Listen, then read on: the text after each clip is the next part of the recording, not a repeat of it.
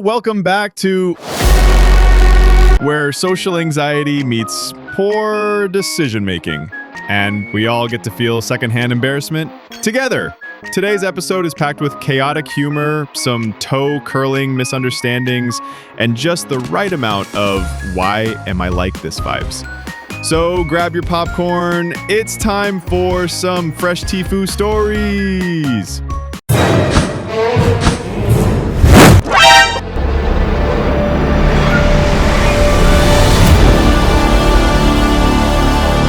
First up, we've got a guy just trying to impress his work crush with a solid meme joke. You know, a little ironic, depression humor, a dramatic dab, and some tears for flair. Sounds harmless, right? Well, turns out laughter can be dangerous, especially if asthma's involved. Today I effed up by making a girl I like laugh so hard she ended up in hospital and I almost lost my job. So there's this girl I like at work and we're really good friends. We're having lunch and we're making those ironic depression meme jokes as most friends do. For some reason I, in my unknowingly stupid way to get her laugh, got the idea to say, well, hey, you know what's just one letter away from sad? Dab, and promptly did the deed.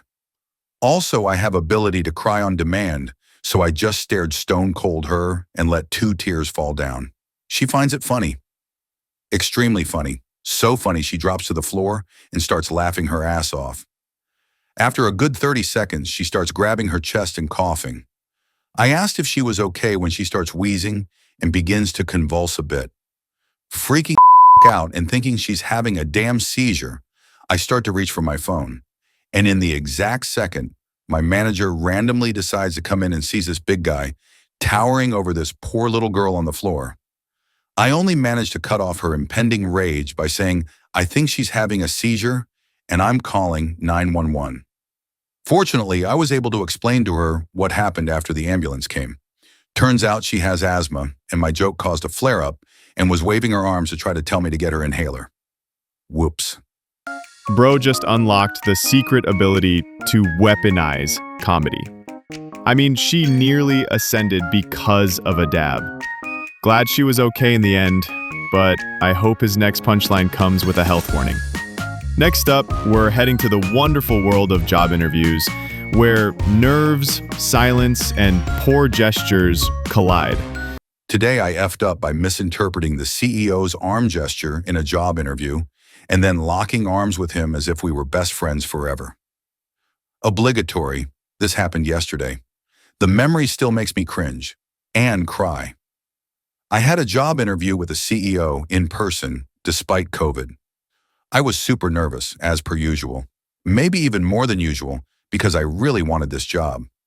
I tried to calm myself down, but by the time the interviewer showed up, I could literally feel my heartbeat in my throat.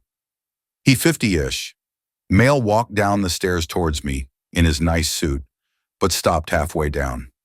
I figured the interview would take place upstairs, so I got up to meet him, and as I was walking up the stairs towards him, he put his arm up and his elbow out, and my brain just sort of went, error!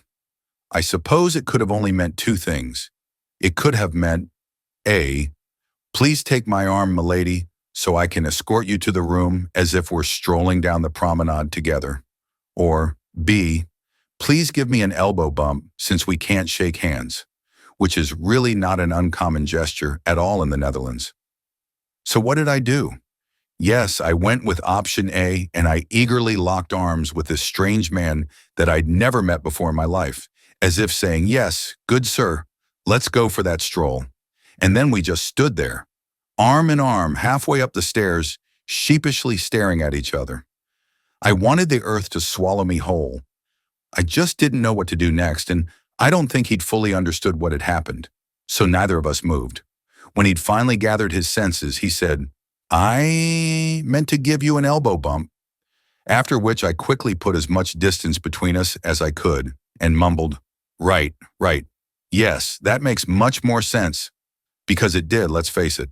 And then we had the interview. Nothing like starting a professional relationship by accidentally becoming best friends forever. Honestly, 10 out of 10 for commitment to the bit.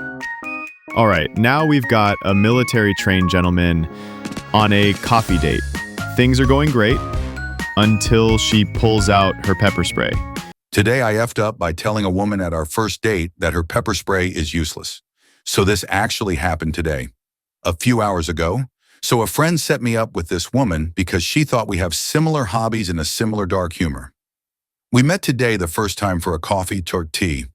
We were actually having a good time, or at least I thought so. We clicked right away and had a lot to talk and laugh about. After like an hour, she suggested to pay our drinks and go somewhere else for lunch, and I happily agreed. As we were about to pay our drinks, she started searching her purse for her wallet and put various objects on the counter because she seemed like to have a bit of a mess in her purse. One of these objects was a pepper spray. I casually mentioned after leaving the coffee, I'd consider getting a different pepper spray if you plan to defend yourself. This one is quite useless. For a bit of context, I used to test various of pepper sprays and tear gas in the military. We were stupid and young, but it was also kind of thrilling. And the product she had was by far the worst, weakest we tested. I just recognized the bottle because it was so bad and thought I should let her know that this is probably not the best option to go with. But she obviously didn't know about that because, well, we just met an hour ago. After this comment, our conversation kind of died, and she suddenly had a work emergency and had to go. It took me a few minutes until I realized that my comment was beyond creepy without any context. I am definitely not used to meet new people. I hope I've not traumatized her. Dudes trying to give product reviews mid-date like it's a tactical YouTube channel. Friendly tip: when someone shows you their pepper spray, maybe don't analyze its combat effectiveness. And that wraps up today's episode. Remember, first impressions matter. Context is everything. And if you're ever unsure, maybe just stick with a handshake. If you enjoyed the cringe, chaos, or confusion, hit that like button, subscribe, and let me know in the comments which TIFU made you physically recoil. Until next time, and thanks for being.